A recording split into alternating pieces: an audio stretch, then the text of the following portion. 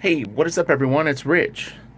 Happy Thursday to everyone. Oh my God, I'm so busy. I've already been working for a couple hours this morning, and I was worried I wasn't going to have enough time to do a YouTube video. So I wanted to show this book really quick because it corresponds with my last post, which is taking on some of the Jim Lee challenges through his Twitch/YouTube page.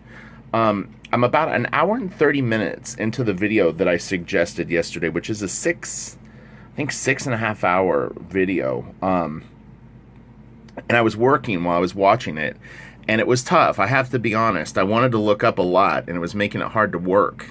I wanted to learn. I wanted to get my learn on, and I'd be focused on what I was doing, and listening, and I'd look up, and like Jim would be like he'd have a roughed out figure, and he'd be building it up quite a bit more than what it was the few seconds before I had looked. And I was like, okay, man, I need to actually really watch this.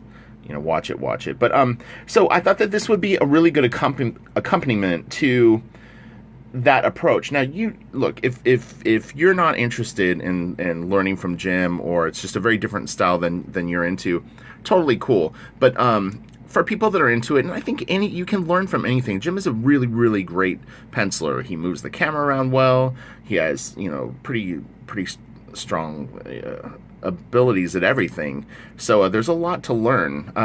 But okay, so most people have seen these Unwrapped books. They also do what they call director's cut comics. So I was actually kind of hoping, I hadn't looked at this book since I bought it, and I was lucky enough to work at Wildstorm while Jim was working on Hush. So I actually saw a lot of this stuff in person. So it was like when I got it, it was going to be a study tool for down the road, and not so much something that I needed to see that minute. And look, the time has come. Study book has been broke out. But I was kind of hoping that the Unwrapped had the script, because I think there was something really interesting that Jim touched on. My phone cut out. It always tries to give me an install update when I'm doing these videos, and then it turns off the video. It's super annoying. So now I have to edit this thing. It's a pain in the butt. But anyway,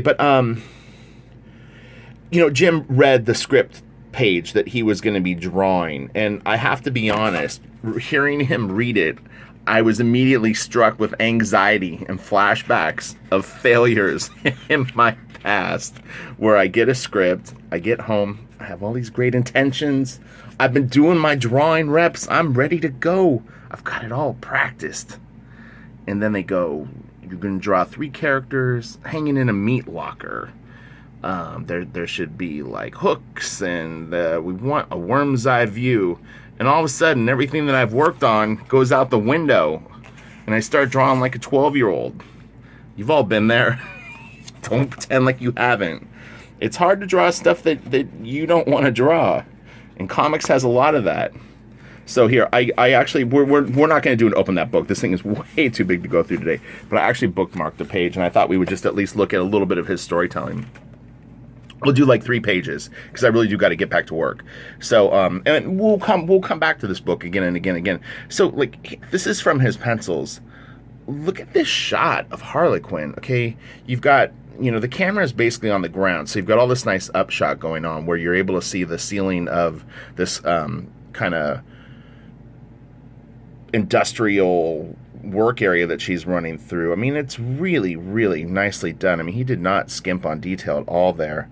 Nice figure of Harley running. When Jim needs to use reference, he will, grab the nearest person and make them do the pose, or he'll shoot a picture of himself doing it. And, he's built on that over years. And so his mental library of what he can do is very strong, but he's still not above doing his homework if need be. And I think that that's important to know, that a lot of people like to go, oh, I draw it in my head, and it's all from my head, and I don't use reference. Like, reference is a dirty word. It's not a dirty word. It's how you learn to do things correctly, and then eventually you take off the training wheels and you're able to go a lot further without any sort of assistance. Sorry, the glare is like fighting me. Like, it's like determined to be on Batman's face or his chest. But again, really, really nice, like, upshot. We're very low in the scene. it creates a real nice sense of drama, and it gives Batman a dominance in the panel.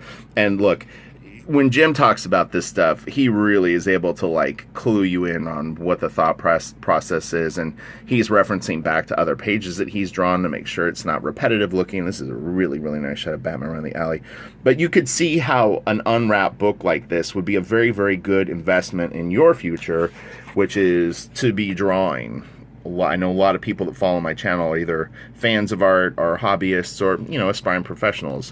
Wherever you fall, these are great, great insights into the process. Like, someone might not even know what X's mean on the pants here. X's usually indicate black. It's a way to keep the page a little more clean without shading everything in and spending unnecessary time on something that is going to be black. Within that, when you pencil stuff, you need to be aware of where you're spotting these blacks. If you haven't done a proper layout and you're just kind of winging it, you can create some very problematic and very odd compositional graphic shapes that really might not benefit the page. So you need to be aware of what you're doing. You just don't want to throw in random black spots. And speaking of reference, okay, this shot right here, Jim referenced this shot in our office. It was him and Ollie Garza, and obviously the face looks nothing like Ollie, but this is what I'm talking about. Gloves wrapped around someone's neck. It's a tricky thing to draw, and make it look believable. The tension, so all the detail on the arms is basically indicating anatomy. And when you choke something, things tense up. So you're going to have harder edges, softer edges. Things are going to bulge out. Form will shift because the hand is actually doing something. It's compressing. And so, yeah, boom. I think like that pretty much validates exactly what I was talking about. So yeah, if you haven't picked up an unwrapped book, I think this thing probably costs $20 on eBay. Let me see if there's a price on the back. And there's quite a few. There's I believe a Greg Capullo one. Okay, so it's $40. I bet you can find it cheaper. There's an Andy Kubert one. There's a Capullo one. I'm trying to think of what the other ones are that DC has done. But look, this is for $40 if you were to pay cover price. You're going to get a book that you in one page of comic art, if you're able to apply it and make a piece that's better, you've already made your money back 3 times. Because you're probably going to get paid at least $100 to do the page, probably more. You'll have an original that you can sell if you do it with original art. And Jim talks about in his videos. He has some, thoughts on original versus digital, and for people like myself who have sold original art, there's definitely a part of you that goes, yeah, I think digital is great. It's a lot of fun. It can really streamline your workflow, and it could be a part of your process, but I don't know why you would want to deny yourself as an artist an opportunity to have original art that you couldn't sell. And you can make prints of comic book pages that you draw and sell them for 10 or 20 bucks at shows. And if you're real popular, you might be able to put a fancy name on them like Glisse or Glicky, whatever it is, and charge 100 or 150 bucks. When I did that fine art gallery show, they did really expensive prints of my work. It was my personal work, and then I've done stuff for Iron Maiden, the Alien franchise, and X-Files, and those can range anywhere from about $60 to, I think, $250 a piece. But, look, I have the original art, too. The original art, in theory, could be worth, who knows? I mean, it just depends on your fan base. I mean, art can sell for a couple $100. It could sell for, 60,000 or a few 100,000. Go look at some closing like Frank Miller Dark Knight Returns pages. It's insane, like the covers. Todd McFarlane's Spider-Man pages going for, $56,000 and stuff like that. I mean, that's what you hope. Those are the high watermarks, but You never know. Maybe you're going to be that person. That's the hope, right? Okay, smash the like. I'll be back tomorrow. Again, I'm super, super busy right now. My deadlines are gnarly.